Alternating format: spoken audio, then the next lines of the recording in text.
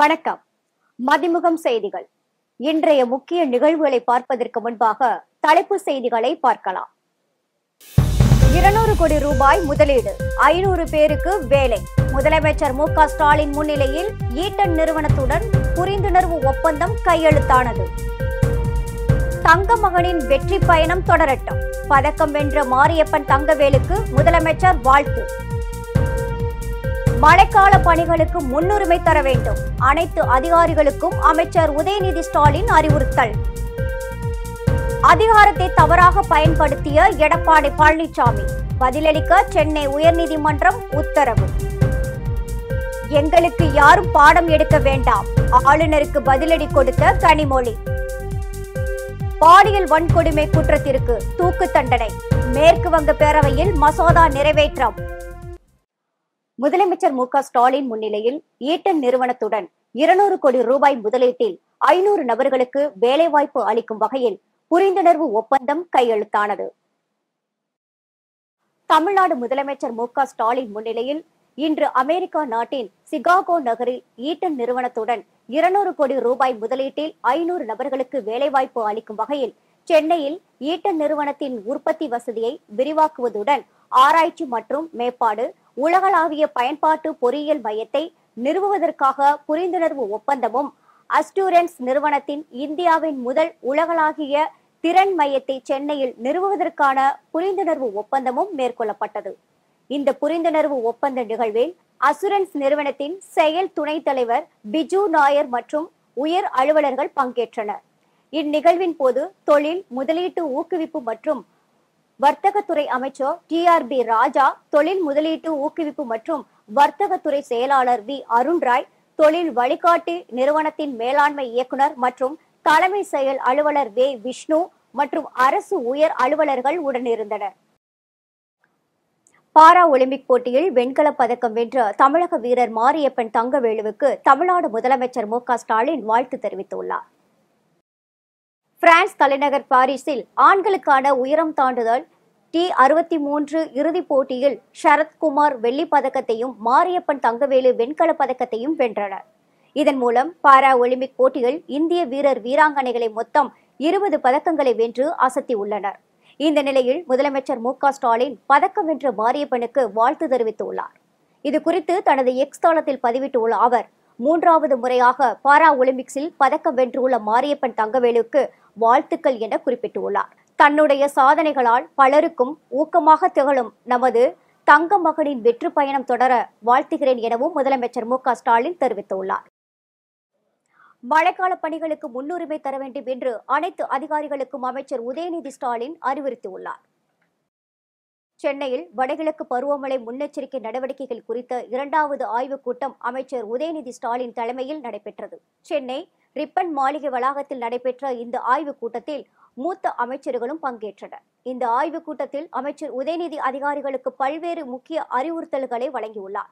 அனைத்து அதிகாரிகளும் மழைக்கால பணிகளுக்கு முன்னுரிமை தர வேண்டும் என்றும், பருவமழையை எதிர்கொள்ள அனைத்து துறைகளும் ஒருங்கிணைந்து செயல்பட வேண்டும் என்றும் அமைச்சர் உதயநிதி ஸ்டாலின் அறிவுறுத்தியுள்ளார். மழைநீர் வடிகால் பணிகளில் தொய்வு இருக்கக்கூடாது என்றும், நிதி பற்றாக்குறை காரணமாக பருவமழை முன்னெச்சரிக்கை பணிகளில் தொய்வு ஏற்படுவதை மக்கள் ஏற்றுக்கொள்ள மாட்டார்கள் என்றும், சட்டமன்ற, நாடாளுமன்ற, மாநகராட்சி உறுப்பினர்களின் மேம்பாட்டு நிதிகளை மழைநீர் வடிகால் பணிகளுக்கு பயன்படுத்த வேண்டும் எனவும் இந்த ஆய்வுக் கூட்டத்தில் அமைச்சர் உதயநிதி ஸ்டாலின் தெரிவித்துள்ளார். நிதி இல்லாததால் புதிய பணிகளை மேற்கொள்ள முடியாத நிலை என்ற மனநிலை உள்ளதை மக்கள் தயவு செய்து ஏற்றுக்கொள்ள மாட்டார்கள். எனவே சென்னையை பொறுத்தவரை மழைக்கால முன்னெச்சரிக்கை நடவடிக்கைகள் தான் முன்னுரிமை தரப்பட வேண்டும். அதனால்தான் மாநகராட்சி, CMDA, WRD, PWD, மின் வாரியம், நகர்ப்புற வாழ்விட மேம்பாட்டு வாரியம் என அனைத்து துறைகளின் தங்களுடைய திட்டப்பணிகளுக்கான நிதியை கழிவுநீர் குழாய் அமைத்தல், மழைநீர் வடிகால் அமைத்தல் போன்ற மக்களுடைய அடிப்படை அத்தியாவசிய பணிகளுக்கு முன்னுரிமை தருமாறு நான் கேட்டுக்கொள்கின்றேன். அதிமுக ஆட்சியில் காவிரியில் இருந்து தண்ணீர் எடுப்பதற்காக அதிக குதிரை திறன் கொண்ட மின் மோட்டார்களை பயன்படுத்தி அதிகார துஷ்பிரயோகம் செய்ததாக தொடரப்பட்ட வழக்கில் முன்னாள் முதலமைச்சர் எடப்பாடி பழனிசாமி பதிலளிக்க சென்னை உயர்நீதிமன்றம் உத்தரவிட்டுள்ளது. சேலம் மாவட்டம் நெடுங்குளம் பகுதியை சேர்ந்த விவசாயிகள் காவிரியில் இருந்து விவசாயத்துக்கு தண்ணீர் எடுக்க ஏதுவாக நெடுங்குளம் நீரேற்று பாசன கூட்டுறவு சங்கம் என்ற சங்கம் தொடங்கப்பட்டது. மேட்டூர் இடதுகரை பாசன கால்வாய் ஆயக்கட்டுதாரர்களான முன்னாள் முதல்வர் எடப்பாடி பழனிசாமி மற்றும் அவரது சகோதரர்கள் உள்ளிட்ட 18 பேர் அச்சங்கத்தில் சேர்க்கப்பட்டனர். முன்னாள் முதல்வர் எடப்பாடி பழனிசாமி தனது அதிகாரத்தை தவறாக பயன்படுத்தி கூடுதல் குதிரை திறன் கொண்ட மின் மோட்டார்களை பயன்படுத்த அனுமதி வழங்க கடந்த 2020ஆம் ஆண்டு அரசாணை பிறப்பித்தார். இந்த அரசாணையை ரத்து செய்ய கோரி சேலம் வெள்ளாளபாளையத்தை சேர்ந்த செல்வம் என்பவர் சென்னை உயர்நீதிமன்றத்தில் வழக்கு தொடர்ந்துள்ளார். அந்த மனுவில் சங்கத்தில் சேர்க்கப்பட்ட முன்னாள் முதல்வர் எடப்பாடி பழனிசாமி மற்றும் அவரது சகோதரர்கள் 5 குதிரை திறன் கொண்ட மின் மோட்டார்களை பயன்படுத்த மட்டுமே முடியும் என்ற நிலையில் 27 குதிரை திறன் கொண்ட மின் மோட்டார்களை பயன்படுத்த சட்டவிரோதமாக அனுமதி வழங்கினார் எனவும் முன்னாள் முதல்வர் எடப்பாடி பழனிசாமி அதிகாரத்தை தவறாக பயன்படுத்தியது குறித்து லஞ்ச ஒழிப்பு துறைக்கு புகார் அளித்தும் எந்த நடவடிக்கையும் எடுக்கப்படவில்லை என தெரிவிக்கப்பட்டுள்ளது. மேலும் எவ்வளவு தண்ணீர் காவிரியில் இருந்து எடுக்கப்படுகிறது என்பதை அளவிட எந்த மீட்டரும் இல்லாமல் தொடர்ச்சியாக தண்ணீர் எடுக்கப்பட்டதாகவும் இது குறித்து 2023ஆம் ஆண்டு தொடர்புள்ள அதிகாரிகளுக்கு புகார் அளித்தும் நடவடிக்கை எடுக்கப்படவில்லை என்றும் மனுவில் குற்றம் சாட்டப்பட்டுள்ளது. மேலும் நெடுங்குளம் நீரேற்று பாசன கூட்டுறவு சங்கத்தினர் காவிரியில் இருந்து தண்ணீர் எடுப்பதை மீட்டர் பொருத்தி கண்காணித்து முறைப்படுத்த உத்தரவிட வேண்டும் எனவும் மனுவில் கோரிக்கை விடுக்கப்பட்டுள்ளது. இந்த வழக்கை விசாரித்து சென்னை உயர்நீதிமன்ற தலைமை நீதிபதி கிருஷ்ணகுமார் மற்றும் நீதிபதி பாலாஜி அமர்வு எடப்பாடி பழனிசாமி மற்றும் அவரது சகோதரர்கள் உள்ளிட்ட 31 பேர் பதிலளிக்க உத்தரவிட்டு விசாரணை தள்ளி வைத்துள்ளது. எங்களுக்கு யாரும் பாடம் எடுக்க வேண்டாம் என ஆளுநருக்கு கனிமொழி எம்பி பதிலடி கொடுத்துள்ளார். இது குறித்து செய்தியாளர்களிடம் பேசிய கனிமொழி, மாநில பாடத்தை ஆளுநர் படித்தாரா என்று தெரியாது எனவும் நாங்கள் எல்லோருக்கும் மாநில பாடத்திட்டத்தில் படித்தவர்கள் தான் என தெரிவித்தார். உலகம் முழுவதும் தலை சிறந்த மருத்துவர்கள், பொறியாளர்கள் எல்லோரும் மாநில பாடத்திட்டத்தில் படித்தவர்கள் தான் என தெரிவித்த கனிமொழி, இந்தியாவிலேயே கல்வியில் சிறந்த மாநிலமாக தமிழ்நாடு உள்ளதாகவும் தங்களுக்கு யாரும் பாடம் எடுக்க வேண்டிய அவசியம் இல்லை எனவும் தெரிவித்துள்ளார். மாநில கல்வி திட்டத்தில் கவர்னர் படிச்சிருக்காரான்னு எனக்கு தெரியல. நாங்கள்லாம் மாநில கல்வி திட்டத்தில் தான் படிச்சுட்டு வந்திருக்கோம். யாருக்கும் குறைந்தவர்கள் இல்லை. இன்றைக்கி உலகம் முழுவதும் இருக்கக்கூடிய பல நாடுகளில் இருக்கக்கூடிய டாக்டர்ஸாக இருக்கட்டும், என்ஜினியர்ஸாக இருக்கட்டும், எல்லாமே மாநில கல்வி திட்டத்தில் படிச்சுட்டு வந்தவங்க தான். அதனால் இன்றைக்கி இந்தியாவுக்கே வழிகாட்டியாக இருக்கக்கூடிய கல்வித்துறையில் இருக்கக்கூடிய மாநிலம் தமிழ்நாடு தான். அவங்க இன்னும் 30 வருஷம் பொறுத்து அச்சீவ் பண்ணணும்னு நினைக்கக்கூடிய ஹையர் எடுகேஷன் புள்ளி விவரங்களை இன்னைக்கே அதை தாண்டி அச்சீவ் பண்ணியிருக்கக்கூடிய மாநிலம் தமிழ்நாடு. அதனால் நமக்கு யாரும் பாடம் எடுக்க வேண்டிய அவசியம் இல்லைன்னு நினைக்கிறேன். பாலியல் வன்கொடுமை குற்றத்திற்கு தூக்கு தண்டனை வழங்க வழிவகை செய்யும் மசோதா மேற்கு வங்க சட்டப்பேரவையில் நிறைவேற்றப்பட்டது. கொல்கத்தாவில் உள்ள ஆர்ஜிகார் அரசு மருத்துவமனையில் முதுகலை 2ஆம் ஆண்டு பயின்ற பெண் பயிற்சி மருத்துவர் கடந்த 9ஆம் தேதி பாலியல் வன்கொடுமை செய்து கொலை செய்யப்பட்டார். இந்த சம்பவம் தொடர்பாக சஞ்சய் ராய் என்பவர் கைது செய்யப்பட்டார். இந்நிலையில் பாலியல் குற்றங்களுக்கு எதிராக மேற்கு வங்க சட்டப்பேரவையில் 2024 பெண்கள் மற்றும் குழந்தைகள் பாதுகாப்பு மசோதா கொண்டுவரப்பட்டது. இந்த மசோதாவின் பேரில் விவாதங்கள் நடந்த பின்பு சட்டசபையில் நிறைவேற்றப்பட்டது. இதனைத் தொடர்ந்து பேசிய முதலமைச்சர் மம்தா பானர்ஜி, பெண்கள் பாதுகாப்பு மசோதாவை பிரதமரால் நிறைவேற்றவே முடியாது என்று ஆவேசமாக குரல் எழுப்பினார். இந்த மசோதாவின் மூலம் முதற்கட்ட அறிக்கையை காவல்துறை வழங்கிய பின்பு 21 நாட்களில் தண்டனை வழங்கப்படும் எனவும் பெண்கள் பாதுகாப்பு சிறப்பு படை உருவாக்கப்படும் எனவும் மம்தா பானர்ஜி தெரிவித்துள்ளார். முதலமைச்சர் மு.க. ஸ்டாலின் சிகாகோவில் சைக்கிள் ரைடு என்ற வீடியோ சமூக வலைதளங்களில் பரவலாக பகிரப்பட்டு வருகிறது. தமிழ்நாட்டுக்கு தொழில் முதலீடுகளை ஈர்க்க முதலமைச்சர் மு.க. ஸ்டாலின் 17 நாள் பயணமாக அமெரிக்கா சென்றிருக்கிறார். சான் பிரான்சிஸ்கோ சென்ற முதலமைச்சர் அமெரிக்கா வாழ் தமிழர்களின் சிறப்பான வரவேற்பு அளித்தனர். பிரான்சிஸ்கோவில் நடைபெற்ற முதலீட்டாளர்கள் மாநாட்டில் பல்வேறு முதலீட்டாளர்கள் முதலமைச்சரை சந்தித்தனர். இந்த சந்திப்பின் போது முதலீடுகள் குறித்த புரிந்துணர்வு ஒப்பந்தங்கள் கையெழுத்தாகியுள்ளன. பணி ஒருபுறம் இருந்தாலும் முதலமைச்சர் மு.க. ஸ்டாலின் அவ்வப்போது உடற்பயிற்சிகளை மேற்கொண்டு வருகிறார். இந்நிலையில் அமெரிக்காவின் சிகாகோவில் ஒரு மாலை நேர பொழுதில் முதலமைச்சர் பாட்டு பாடிக்கொண்டே சைக்கிள் பயணம் மேற்கொண்டு உள்ளார். இதனை தனது எக்ஸ் பக்கத்தில் பகிர்ந்துள்ளார். இந்த வீடியோ தற்போது சமூக வலைதளங்களில் அதிகமாக பகிரப்பட்டு வருகிறது. மக்களவை எதிர்க்கட்சித் தலைவர் ராகுல் காந்தியை இந்திய மல்யுத்த வீரர்கள் வினேஷ் போகத் மற்றும் பஜ்ரங் புனியா ஆகியோர் சந்தித்தனர். பாரிஸ் ஒலிம்பிக் 100 கிராம் உடல் எடை அதிகரிப்பால் மல்யுத்த இறுதிப் போட்டியில் இருந்து வினேஷ் போகத் தகுதி இழப்பு செய்யப்பட்டார். அதையடுத்து சமீபத்தில் விவசாயிகள் போராட்டத்தில் பங்கேற்று தனது முழு ஆதரவை தெரிவித்தார். இந்நிலையில் காங்கிரஸ் மூத்த தலைவரும் மக்களவை எதிர்க்கட்சித் தலைவருமான ராகுல் காந்தியை சக மல்யுத்த வீரர் பஜ்ரங் புனியாவுடன் சேர்ந்து வினேஷ் போகத் சந்தித்துள்ளார். இது தொடர்பான புகைப்படம் காங்கிரஸ் கட்சியின் அதிகாரப்பூர்வ எக்ஸ் தளத்தில் பகிரப்பட்டுள்ளது. இதனிடையே ஹரியானா சட்டமன்ற தேர்தலில் காங்கிரஸ் சார்பில் வினேஷ் போகத் போட்டியிட வாய்ப்பு உள்ளதாக தகவல் வெளியாகி வருவது குறிப்பிடத்தக்கது. சென்னை கிண்டி அண்ணா பல்கலைக்கழக பொறியியல் கல்லூரிக்கு மின்னஞ்சல் மூலம் வெடிகுண்டு மிரட்டல் விடுக்கப்பட்ட சம்பவம் பரபரப்பை ஏற்படுத்தியுள்ளது. சென்னை கிண்டி அண்ணா பல்கலைக்கழக வளாகத்தில் உள்ள பொறியியல் கல்லூரியின் மின்னஞ்சலுக்கு மின்னஞ்சல் ஒன்று வந்துள்ளது. அதில் கல்லூரிக்கு வெடிகுண்டு மிரட்டல் விடுக்கப்பட்டிருந்தது. இதுகுறித்து கோட்டூர்புரம் போலீசாருக்கு தகவல் தெரிவிக்கப்பட்டு அதன் பேரில் மோப்பனாய் வெடிகுண்டு செயல் இழக்க செய்யும் நிபுணர்கள் உதவியுடன் போலீசார் வளாகம் முழுவதும் சோதனை நடத்தினர். அதில் வெடிகுண்டு மிரட்டல் புரளி என்பது தெரியவந்தது. இதனை அடுத்து போலீசார் மிரட்டல் விடுத்த மர்ம நபர் குறித்து விசாரணை மேற்கொண்டு வருகின்றனர். சமீப காலமாக கல்வி நிலையங்கள், விமான நிலையங்கள் உள்ளிட்டவற்றிற்கு வெடிகுண்டு மிரட்டல் தொடர்ந்து வந்து கொண்டே இருப்பது குறிப்பிடத்தக்கது. பொறியியல் கல்லூரிக்கு வெடிகுண்டு மிரட்டல் விடுக்கப்பட்டுள்ள சம்பவம் பரபரப்பை ஏற்படுத்தியுள்ளது.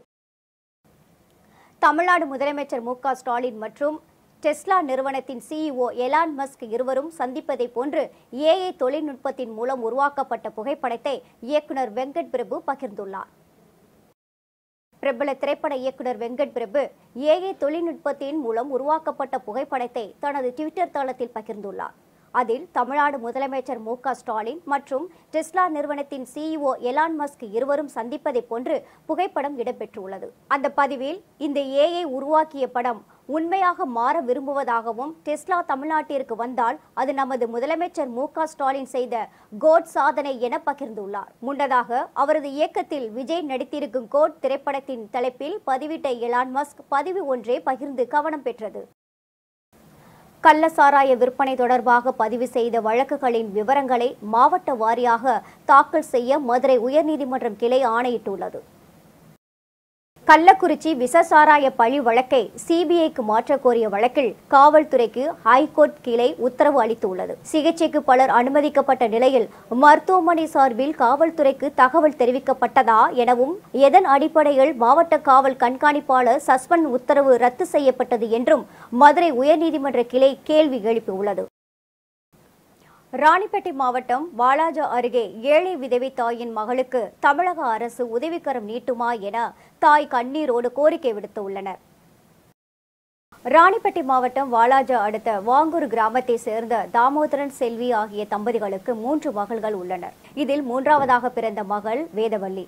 இவர் பிறந்தது முதல் 2 கால்கள் மற்றும் வலது கையும் செயல்படாத நிலையில் அன்று முதல் இன்று வரை தாயின் அரவணைப்பில் வளர்ந்து வருகிறார். இந்த நிலையில் கடந்த 5 வருடங்களுக்கு முன்பு தாமோதரன் உடல்நிலை குறைவின் காரணமாக உயிரிழந்து விட்டார். இதனை அடுத்து குடும்பத்தின் நிலைமை மோசமாக மாறியதால் தமிழக அரசு மற்றும் மாவட்ட நிர்வாகம் தாமாக முன்வந்து முடங்கியுள்ள வேதவள்ளிக்கு உதவிக்கரம் நீட்ட வேண்டும் என அவரது தாய் செல்வி, மகள் வேதவள்ளி ஆகியோர் கண்ணீர் மழக கோரிக்கை விடுத்துள்ளனர். தொடர்ந்து இதனை அறிந்த வாங்கூர் ஊராட்சி மன்ற தலைவர் அம்சவேணி பெரியசாமி உடனடியாக தாமாக முன்வந்து வேதவள்ளிக்கு பணம் உதவி வழங்கியதோடு அவருக்கு பேட்டரியால் இயங்கும் வாகனத்தை வாங்கித் தருவதாக உறுதியளித்தார். பரவை நாச்சியார் திருக்கோயிலில் பூட்டை உடைத்து உள்ளே வைக்கப்பட்டிருந்த வெண்கலத்திலான ஐயப்பன் சிலையை திருடிய 2 பேரை காவல்துறையினர் கைது செய்துள்ளனர். திருவாரூர் நகர் பகுதிக்குட்பட்ட திருமஞ்சன வீதியில் புகழ்பெற்ற பரவை நாச்சியார் திருக்கோவில் உள்ளது. இந்த கோவிலில் குருக்களாக ஐயப்ப குருசாமி தம்புட்டு என்கிற முருகேசன் பல ஆண்டுகளாக பணியாற்றி வருகிறார். இந்த நிலையில் கோவில் பூட்டை உடைத்து உள்ளே வைக்கப்பட்டிருந்த பல ஆயிரம் ரூபாய் மதிப்பிலான 1.5 அடி உயரமுள்ள வெண்கலத்திலான ஐயப்பன் சிலை திருடப்பட்டது. இதுகுறித்து கோவில் குருக்கள் தம்புட்டு என்கிற முருகேசன் புகார் அளித்ததின் பேரில் காவல்துறையினர் வழக்கு பதிவு செய்து விசாரணை மேற்கொண்டு வந்தனர். அப்பகுதியில் வைக்கப்பட்டு இருந்த CCTV காட்சிகளின் பதிவை விசாரணை செய்ததில் இருவரையும் கைது செய்த காவல்துறையினர் சிலை திருட்டு சம்பவத்தில் விரைவில் மேலும் 2 பேர் கைது செய்யப்படுவார்கள் என மாவட்ட காவல் கண்காணிப்பாளர் ஜெயக்குமார் தெரிவித்துள்ளார். 2024 பறவை நாச்சியார் கோயிலில் வந்து 1.5 அடியும் 46 கிலோ எடை கொண்ட வெங்கல சிலை, சுவாமி ஐயப்பன் சிலை வந்து திருடப்பட்டிருந்தது. இது சம்பந்தமாக நகர காவல் நிலையத்தில் வந்து வழக்கு பதிவு செய்யப்பட்டு குற்றவாளிகளை தேடி வந்தோம். துணை கண்காணிப்பாளர் மணிகண்டன் தலைமையில், ஆய்வாளர் ராஜ் தலைமையில் தனிப்படைகள் அமைக்கப்பட்டது. அவர்கள் பல்வேறு இந்த வழித்தடங்களில் இருக்கக்கூடிய சிசிடிவி கேமராக்களை வந்து ஆய்வு செய்து அதில் ஒரு இருசக்கர வாகனத்தில் இந்த சிலையை எடுத்து செல்வது கண்டுபிடிக்கப்பட்டது. அதன் பேரில் வந்து அந்த குற்றவாளிகளில் 2 பேர் தட்டாங்கோயிலைச் சேர்ந்த கோபு மற்றும் புலிவனத்தைச் சேர்ந்த ராதாகிருஷ்ணன் என்ற 2 நபர்களை வந்து இப்போது கைது செய்திருக்கிறோம். அவர்களிடமிருந்து இந்த சிலை, சுவாமி ஐயப்பன் சிலை வந்து கைப்பற்றப்பட்டுள்ளது.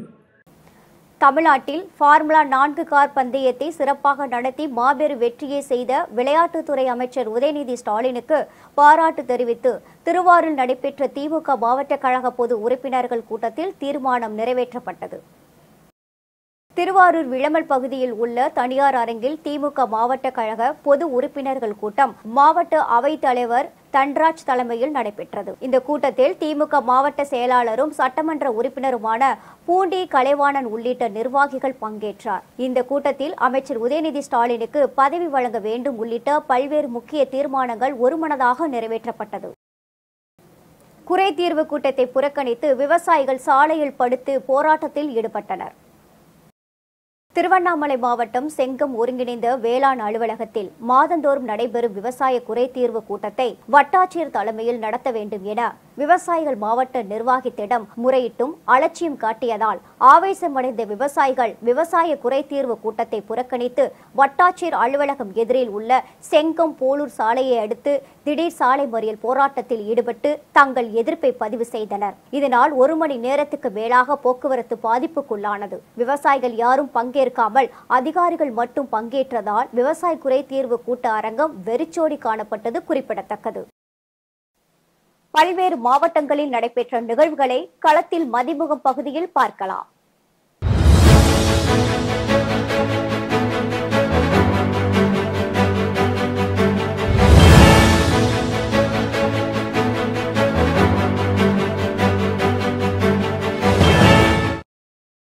கரூர் மாவட்டம் கிருஷ்ணராயபுரம் சட்டமன்ற தொகுதிக்குட்பட்ட தொட்டிய பகுதிகள் பேருந்து வசதி இல்லாமல் இருந்த நிலையில் கிருஷ்ணராயபுரம் சட்டமன்ற உறுப்பினர் சிவகாம சுந்தரி பொதுமக்களின் கோரிக்கையை ஏற்று தொட்டியம்பட்டி பகுதியில் அரசு பேருந்தை சிவகாம சுந்தரி கொடியசைத்து தொடங்கி வைத்தார். மேலும் பேருந்தில் பயணம் செய்த பள்ளி மாணவ மாணவிகளுக்கு கிருஷ்ணராயபுரம் சட்டமன்ற உறுப்பினர் சிவகாம சுந்தரி இனிப்புகள் வழங்கினார்.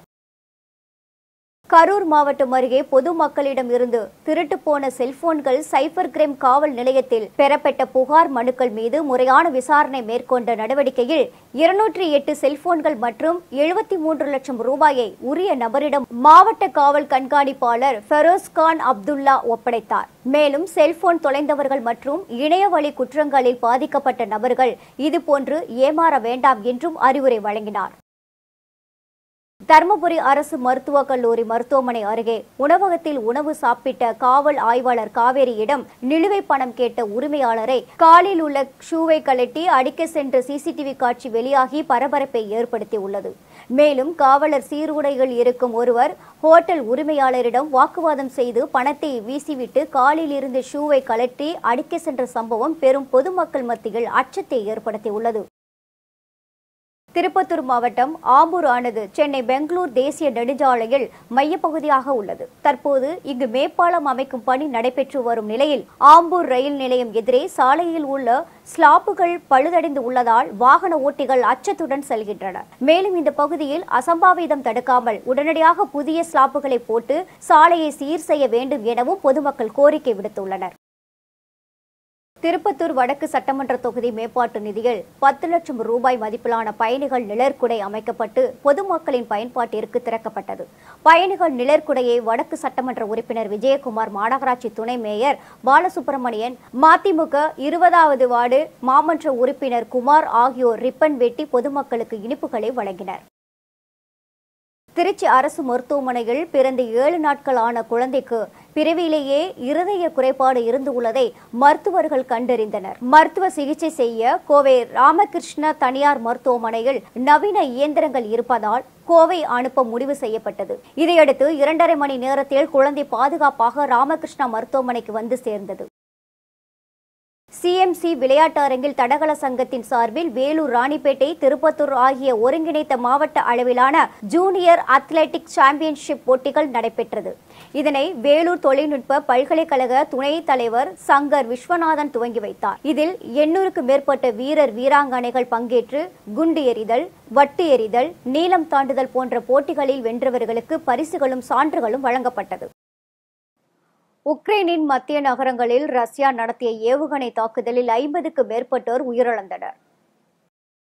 ரஷ்யா உக்ரைனுக்கு இடையே கடந்த 2 ஆண்டுகளாக போர் தீவிரமாக நடைபெற்று வரும் நிலையில் இரு நாடுகளை சேர்ந்த 50,000க்கும் மேற்பட்ட பொதுமக்கள் உயிரிழந்தனர். இந்நிலையில் போல்டாவில் பகுதியில் உள்ள மருத்துவமனை, கல்வி நிறுவனங்கள் மீது ரஷ்யா ஏவுகணை தாக்குதல் நடத்தியதாக கூறப்படுகிறது. இதில் 51 பேர் உயிரிழந்த நிலையில் 180க்கும் மேற்பட்டோர் காயமடைந்து மருத்துவமனையில் அனுமதிக்கப்பட்டுள்ளனர். மீண்டும் தலைப்புச் செய்திகள். 200 கோடி ரூபாய் முதலீடு, 500 பேருக்கு வேலை. முதலமைச்சர் மு.க. ஸ்டாலின் முன்னிலையில் ஈட்டன் நிறுவனத்துடன் புரிந்துணர்வு ஒப்பந்தம் கையெழுத்தானது. தங்க மகனின் வெற்றி பயணம் தொடரட்டும். பதக்கம் வென்ற மாரியப்பன் தங்கவேலுக்கு முதலமைச்சர் வாழ்த்து. மழைக்கால பணிகளுக்கு முன்னுரிமை தர வேண்டும். அனைத்து அதிகாரிகளுக்கும் அமைச்சர் உதயநிதி ஸ்டாலின் அறிவுறுத்தல். அதிகாரத்தை தவறாக பயன்படுத்திய எடப்பாடி பழனிசாமி பதிலளிக்க சென்னை உயர்நீதிமன்றம் உத்தரவு. எங்களுக்கு யாரும் பாடம் எடுக்க வேண்டாம், ஆளுநருக்கு பதிலடி கொடுத்த கனிமொழி. பாலியல் வன்கொடுமை குற்றத்திற்கு தூக்கு தண்டனை, மேற்கு வங்க பேரவையில் மசோதா நிறைவேற்றம். இத்துடன் செய்திகள் நிறைவடைந்தன. மீண்டும் செய்திகள் பிற்பகல் 1:30 மணிக்கு. மேலும் செய்திகளை தெரிந்து கொள்ள மதிமுகம் பிரைம் யூடியூப் தளத்தில் இணைந்திருங்கள்.